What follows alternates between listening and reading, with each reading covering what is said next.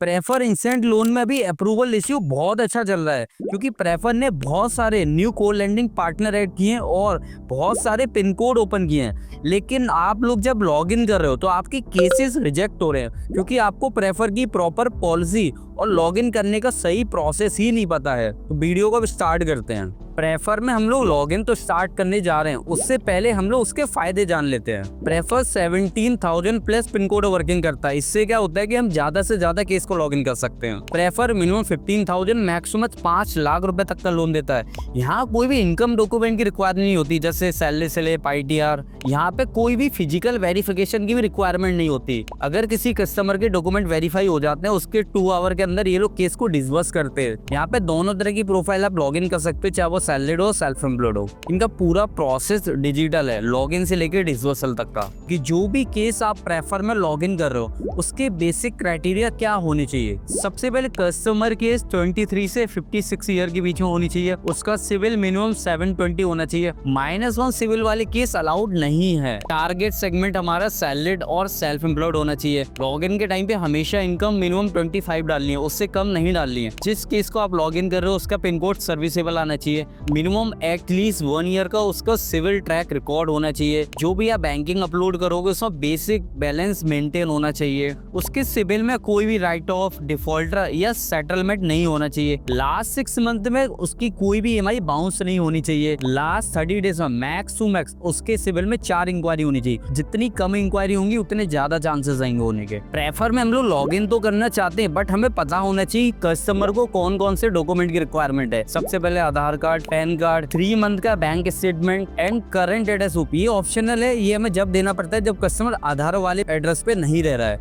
Email ID और mobile number, यही basic document की रिक्वायरमेंट होती है। अब मैं आपको एक बेसिक चेकलिस्ट बताता हूँ जो लॉगिन से पहले आप चेक कर सकते हो। तो जिस कस्टमर का भी आप लॉगिन कर रहे हो, सबसे पहले इसको सिविल 720 होना चाहिए। इसको तो फर्स्ट ऑफ ऑल चेक ही करना है। दूसरा, जब भी आप लॉगिन कर रहे हो तो हमेशा मिनिमम इनकम 40 डालो। पॉलिसी के हिसाब से 25 मिनिमम चाहिए, बट आप लॉगिन के टाइम पे 40 डालो। उसकी एज हमेशा वेरीफाई करो, 23 से 55 के बीच में ही होनी चाहिए। जिस कस्टमर का आप लॉगिन कर रहे हो ट्राई करो उसके लास्ट 30 डेज में इंक्वायरी 3 से कम होनी चाहिए। उसका एटलीस्ट मिनिमम 1 ईयर का सिविल विंटेज होना चाहिए। उसके पिन कोड सर्विसेबल होना चाहिए। एम्प्लॉयमेंट टाइप हमेशा जेन्युइन डालना है। अगर कस्टमर सैलरीड है तो सैलरीड डालना है, सेल्फ एम्प्लॉयड है तो सेल्फ एम्प्लॉयड डालना है। जिस कस्टमर का आप लॉगिन करो तो हमेशा उसकी बैंकिंग भी चेक करो, उसके में बेसिक बैलेंस मेंटेन होना चाहिए। तो एक बेसिक चेकलिस्ट थी, ये आप चेक कर सकते हो कोई भी केस लॉगिन से पहले। प्रेफर की बेसिक पॉलिसी और क्राइटेरिया समझने के बाद अब हम लोग डिस्कस करेंगे कि प्रेफर में लॉगिन से लेकर डिसबर्सल तक की क्या जर्नी होती है। इससे आपको एक बेसिक आइडिया मिलेगा कि लॉगिन के टाइम पे आपको कौन कौन सी मिस्टेक को अवॉइड करना है। सबसे पहले आपको प्रेफर का DSA का लिंक मिलेगा। जैसे ही आप उस लिंक पे क्लिक होगे फर्स्ट पेज आपको ये शो होगा। यहाँ पे आपको अप्लाई नाउ करना है। जैसे अप्लाई नाउ पे क्लिक करोगे कस्टमर का मोबाइल नंबर मांगेगा, आपको कस्टमर का मोबाइल नंबर डालना है। मोबाइल नंबर डालने के बाद कस्टमर का OTP डालना है। OTP डालने के बाद यहाँ पे बेसिक डिटेल मांगेगा, जैसे कस्टमर का फर्स्ट नेम, लास्ट नेम, उसकी डेट ऑफ बर्थ, उसको कितना लोन अमाउंट रिक्वायरमेंट है, और एम्प्लॉयमेंट है। एम्प्लॉयमेंट टाइप बहुत ध्यान से डालना है। अगर कस्टमर सैलरीड है तो सैलरीड ही डालना है, और सेल्फ एम्प्लॉयड है सेल्फ एम्प्लॉयड ही डालना है, क्योंकि जब आगे बैंक स्टेटमेंट लगेगा तो वहाँ पे वो चेक करेगा। उसके बाद कितनी इसकी सैलरी आ रही है, यहाँ पे मिनिमम 25 तो डालनी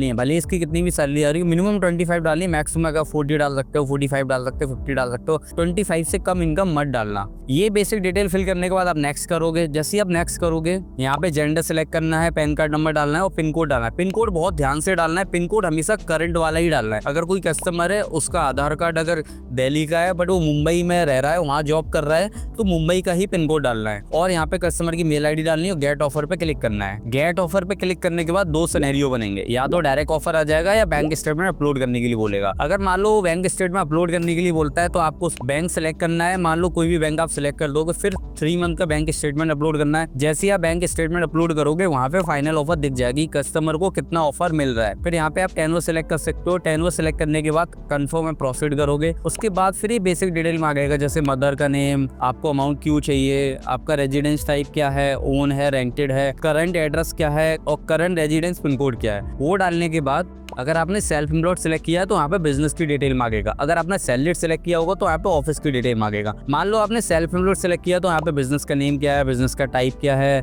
बिजनेस जहाँ पर है वो ओन है, रेंटेड है, बिजनेस का एड्रेस क्या है और बिजनेस का पिन कोड क्या है। ये सारी चीजें बेसिक डालने के बाद यहाँ पे सेल्फी का ऑप्शन आएगा। कस्टमर को सेल्फी प्रोसेस करनी है। सेल्फी प्रोसेस करने के बाद यहाँ पे डिजी लॉकर करना है। डिजी लॉकर करने के बाद उसके बाद उसको यहाँ पे नेच करना होगा। नेच के लिए इसको बैंक सेलेक्ट करनी होगी। बैंक सेलेक्ट करने के बाद अकाउंट नंबर डालना है, IFSC कोड डालना है। वो डालने के बाद जैसे नेक्स्ट करेगा यहाँ पे नेच का ऑप्शन आ जाएगा। नेच में वो ई-मैंडेट कर सकता है, आधार कार्ड से, डेबिट कार्ड से या फिर नेट बैंकिंग जो भी इसके पास अवेलेबल हो उससे नेच कर सकता है। नेच वाला पार्ट मैंने थोड़ा स्किप कर दिया है क्योंकि वो आप लोगों को पता ही होता है क्या होता है। नेच करने के बाद यहाँ पे एग्रीमेंट साइन होगा। जैसे आप एग्रीमेंट साइन होगा केस अंडर रिव्यू में चला जाएगा। हमें 30 मिनट वेट करना है। अगर सब कुछ ओके होता है तो उसका केस डिसबर्स हो जाएगा। ये थी बेसिक जर्नी जो मैंने आपको प्रॉपर एक्सप्लेन की है। बहुत ही सिंपल लैंग्वेज है, बट यहाँ पे आप हमेशा एक चीज को याद रखना, अप्रूवल तो आप अपने हैंड से ले सकते हो, बट जब आप प्रोसेस कराओगे अप्रूवल के बाद का, वो हमेशा कस्टमर की लोकेशन से कराना, क्योंकि लोकेशन को फैच करता है। अगर लोकेशन मिसमैच हुई केस वहीं पर रिजेक्ट हो जाएगा। इस चीज को बहुत ध्यान रखना क्योंकि इसमें काफी सारे केसेस रिजेक्ट होते हैं।